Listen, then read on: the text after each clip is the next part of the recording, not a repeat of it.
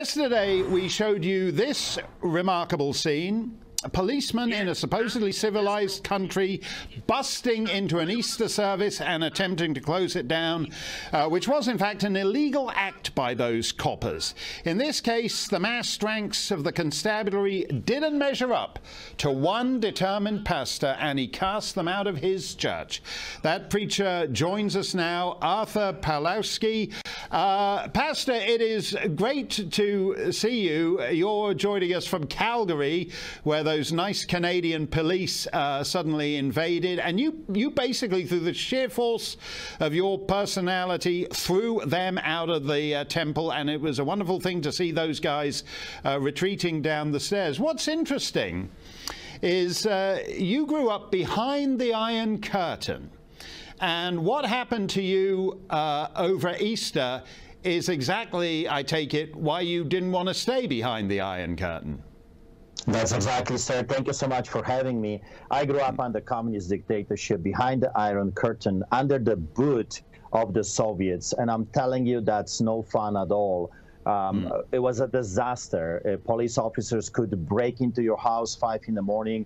They could beat you up, torture. They could arrest you for no matter what reason they would come up with. There was a famous saying in Poland when I was growing up by the police: "Give me a man and we will find something on that man." So it was like a flashback when those police officers showed up at my church. Everything kind of came back to life from my childhood. And the only thing I could do is to fend off the wolves as a shepherd. And I used my voice to get rid of them. They were illegally encroaching on our rights during the most holy days, during the Passover celebration. How dare they? The audacity of those people coming. It was a shocking thing. I was a little bit shaken, but I did what every shepherd right now on the planet Earth should be doing: fend off the wolves. We as lions should never bow before the hyenas, and that's what they are right now.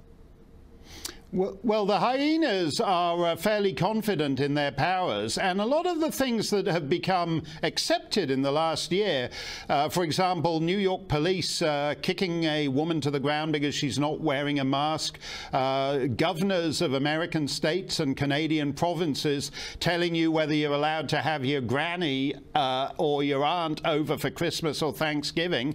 I mean, that is the kind of tight 24/7 control that most communist countries lived under for half a century from the end of the Second World War. Is it all beginning to look worryingly familiar to you, the way people accept it?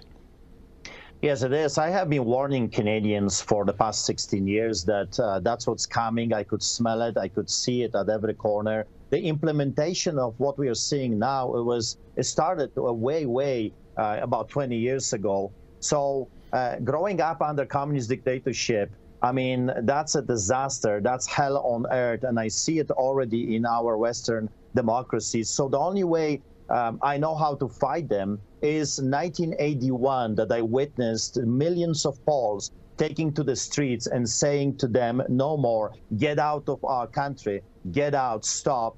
Millions of Poles took it to the streets during Solidarity, Lech Wałęsa, and they want their freedom. Right now, if you want your freedom back, because we have to remember, history is teaching us that those people will never give up their new gained powers. You gotta demand those rights back. You have to fight for your rights. They'll never give it back to you freely. So how to do it? Get them out of your properties, out of your businesses, out of your churches. Open up, open the churches. Clergymen should unite and start pushing this darkness away. And we should come and take to the streets and say, no more lockdowns, no more restrictions. We will not put up with this anymore. We are fighting back. Well, thank you for that, Pastor. That is very inspiring. I would love to see a Lech Wałęsa 1981 size demonstration on the streets of a Western city. It would be very heartening.